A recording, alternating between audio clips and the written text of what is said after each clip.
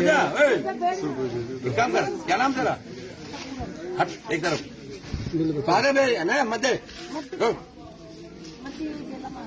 രാജസ്ഥാനിലെ ടോങ് ജില്ലയിൽ ബി.ജെ.പി. മുൻ എം.പി. സുഖ്ബീർ സിംഗ് ചൌനാപൂരിയെ പങ്കെടുത്ത ചടങ്ങിലുണ്ടായ വിവേചനം വലിയ വിവാദമായിരിക്കുകയാണ്.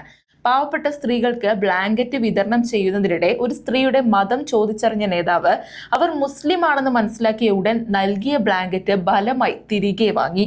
പ്രധാനമന്ത്രി നരേന്ദ്രമോദിയുടെ അജ്മീർ സന്ദർശനത്തിന് ആളുകളെ ക്ഷണിക്കുന്നതിനായി കരേദ ഗ്രാമത്തിൽ സംഘടിപ്പിച്ച പരിപാടിക്കിടെയായിരുന്നു സംഭവം.